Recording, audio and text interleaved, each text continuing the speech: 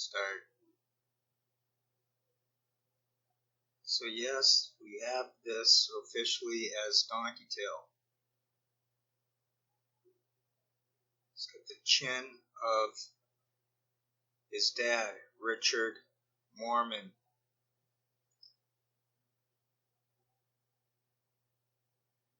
This guy's name is Peter Richard Moorman. That's his dad. That was his dad. We'll go through one round of a live stream of these screenshots. There he is. That's Jimmy Jean's dad. Jimmy Jean is a fake name. The funniest part of this is that all that's now deleted. The bottom channel's gone. The other one, it says 19 videos, but it's gone. There's nothing there. I've got the screenshot. It'll come up. You can't see anything on this guy. You have to go back 2 years to his original channel. If you look at that avatar, it's fuzzy, but that seems to be Jimmy Jean, the fake name. So his name's Petey. We all know Donkeytale made it known as he had the name Peter. Richard Moorman, Racine, Wisconsin. You'll find his dad, the obituary.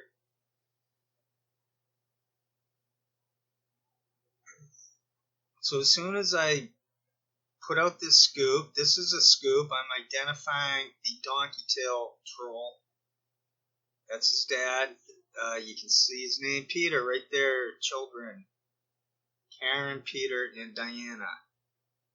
Be careful going to that page. You can see it right there. That's the antivirus software.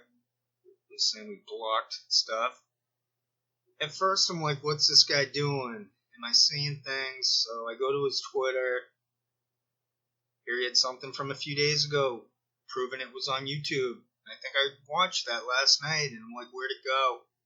This video is unavailable. This guy's a coward. He just got exposed as Peter Richard Moorman. So he doesn't want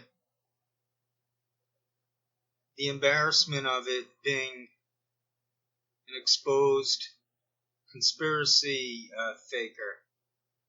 He's on a network. Look at that, all those wrenches, just like Ebon Kim recommended to everyone. He said, don't be afraid, give everyone the wrench. And there you have it in action. This is called the ecosystem. This is the conspiracy theory part of the ecosystem. If you look into this aftermath.fm, it's got some guy named Clyde Lewis. I don't know who that is.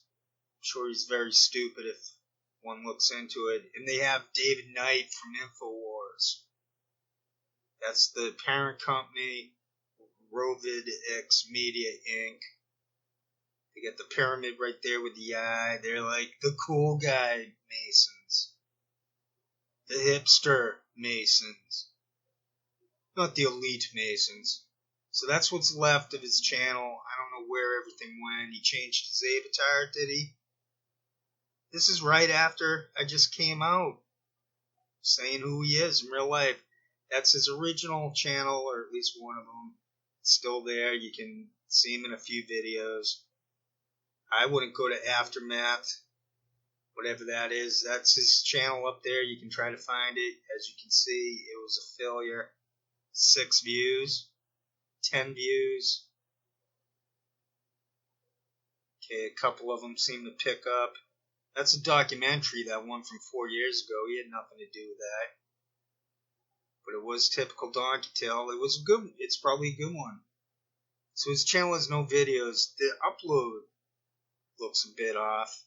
So maybe he's just hiding them for now. Maybe he's playing some mind game with me. I don't know why he's so worried. There he is. I believe this guy's real name is Peter Richard Moorman. Moorman. I do not think he's living in California at all. And that he's in Texas somewhere. But the dudes, like the older black dudes that were working there, started there when I was there, they ended up being millionaires from the stocks that we got, but I didn't realize it back then. I was partying and, playing music. But I was sleeping in my Volkswagen, man, and I'd go inside and I'd, take a shower. That was back in the day when the valley was really. It's a lifestyle, and it still is a lifestyle for a lot of people because they can't afford a place. It's not that they don't want to live at a place; it's they can't get one. You have to either drive all the way, 100 miles away to find a place, or make it work where they're at. I think it's interesting that Sun Microsystems is the home of Facebook now, and they kept the sign, but they flipped the sign around, but it still says Sun Microsystems on the back. And so people go there as a tour group, and they go to Facebook, and they take a picture in front of the Facebook sign. But on the back side of the sign is the Sun Microsystems logo still to this day. They kept it there like an homage to it. Years later, okay, after I quit working there, because I had a problem coming to work on Mondays, and years later when I was back, I was doing communication work. Sun Microsystem had expanded to the point where they literally owned half of the Silicon Valley, man. And they started to move into Menlo Park, and they built this giant prison-like facility. This thing was huge, man.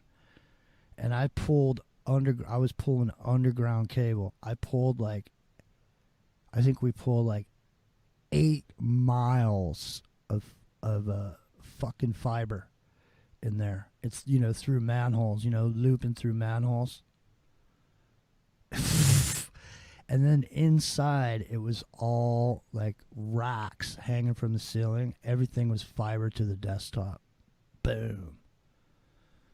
So this was back in the day. I mean, I don't know what they, obviously, if they not there anymore, I don't know whatever happened to all the shit that was in there. Because literally, I'm telling you right now, I mean, AT&T was literally on site. That's who I was pulling that fiber for, was AT&T.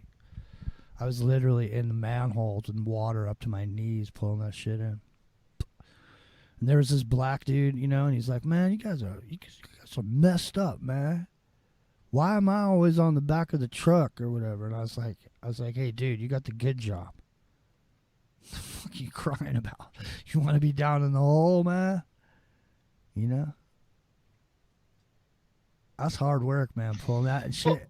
And people don't realize. Let me just finish up with this thought real quick.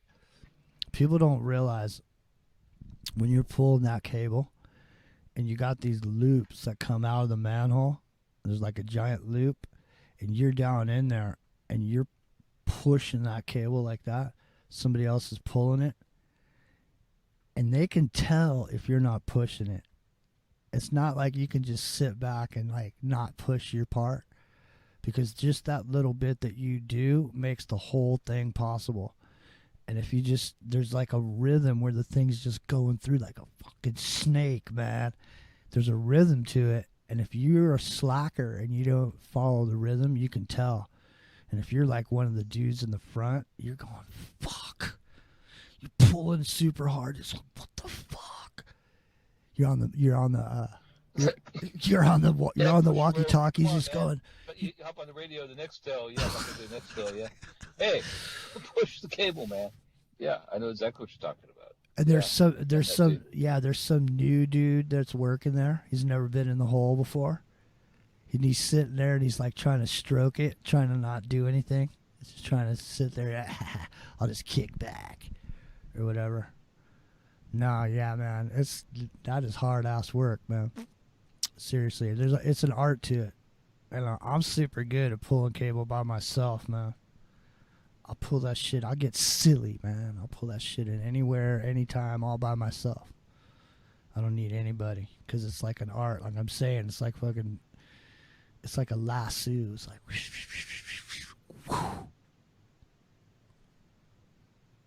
seriously. Well, the thing that people don't know, right, is it's not you can be some strong dude and pull it to bend to your will. You can't have any kinks in it, right? So you can't do more than 30 pounds of pressure on it.